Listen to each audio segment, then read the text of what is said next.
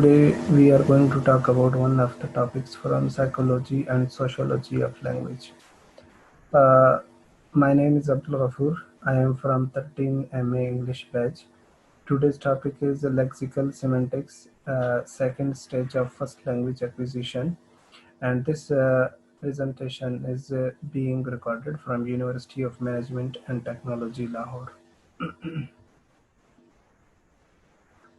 Today, the topic which I am going to talk is lexical semantics.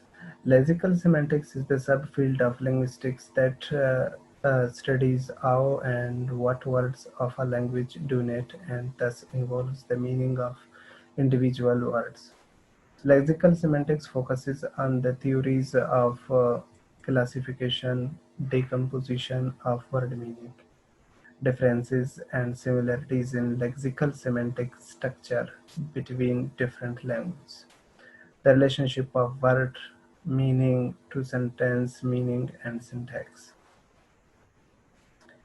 The study of lexical semantics includes the study of lexical fields, lexical relations. Lexical fields are sets of words that share semantic affinity. For example, lexical field of color includes words such as black, orange, red, and green. There are two types of lexical fields. Syntagmatic words share a particular syntactic relationship to one another, and the second one is paradigmatic words organized into a head term and other subordinate terms in a hierarchical organization pattern. Second is lexical relation. Lexical relations are lexical relation is a pattern of association that exists between lexical units in a particular language. Lexical relations we will be looking at are synonymy, meronymy, eponymy, homonymy, and polysemy, antonymy. If we define them a bit, synonyms are words that have identical or similar meanings that can be used interchangeably in most cases. Although no synonyms have exactly the same meaning in all contexts or social levels of language. For example, smooth, it means silky, or we say give means deliver, provide, house means home, at dwelling, about. Synonyms can be nouns, adverbs, adjectives, as long as they belong to the same part of speech. Meronyms describe part-whole relations. Meronym denotes a constituent part of or a number of something. For example, finger is a meronym of hand. The second is eponym is a word whose semantic range is included within that of another word. For example, car, van, train, ship, aircraft are all eponyms of vehicles. Uh, the third one is hypernymy. Hypernymy is a word whose meaning encompasses the meaning of other words.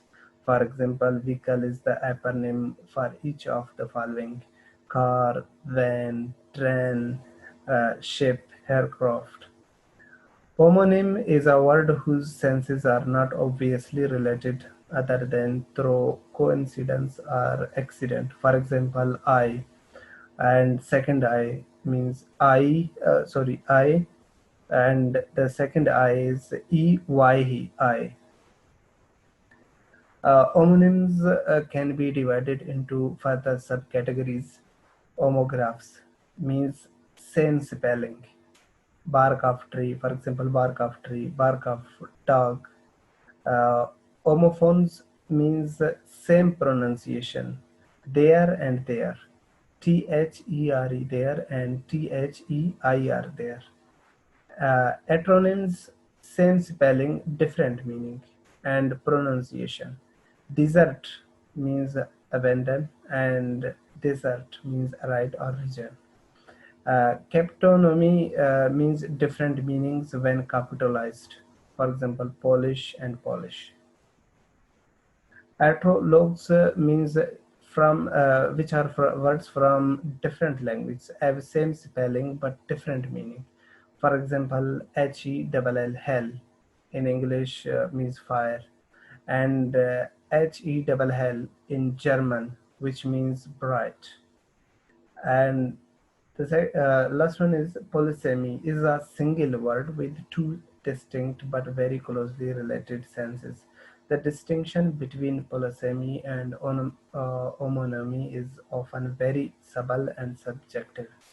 Some sources state that homonym meanings must be unrelated rather than just different, or that the words must have different origin, whereas polysemes have related meanings often with the same origin. For example, fork, Fork, fork in rod, and fork, an instrument to eat.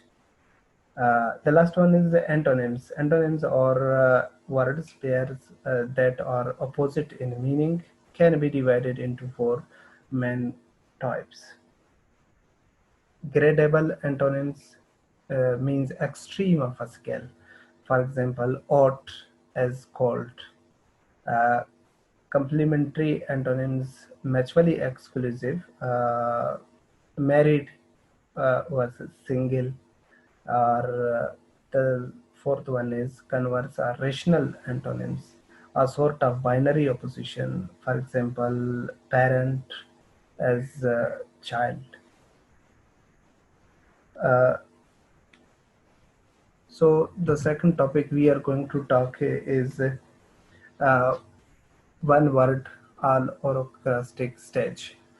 One word stage, the one word or holophrastic stage occurs between approximately 11 months of age or 1.5 years of age.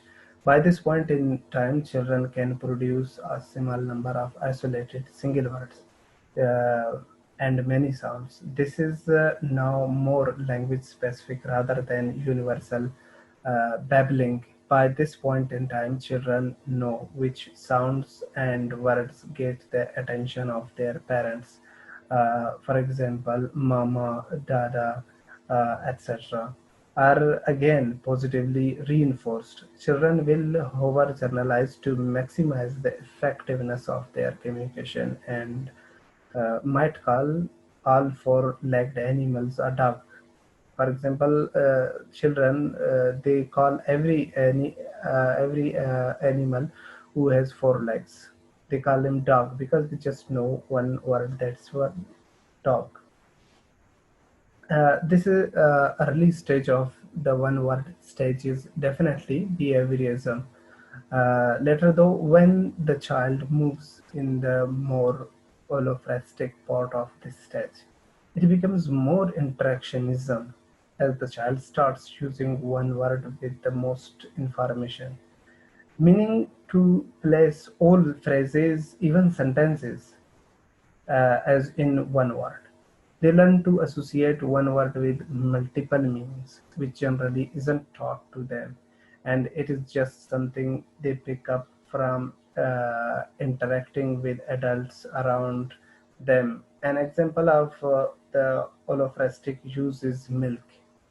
By only using the word milk, the child could mean multiple things, such as I want milk, I spilled my milk, where is the milk, etc. By this point, our child can use and understand many features of language. They understand phonology and can distinguish between the different sounds they hear. Children here are developing a wider lexicon and are well on their way in understanding morphology and the different rules words have. While they may be in the holophrastic stage, they are developing their syntax and semantic skills too. So these were the topics which we were talking about. Thank you so much for listening. Hope you understood all of them.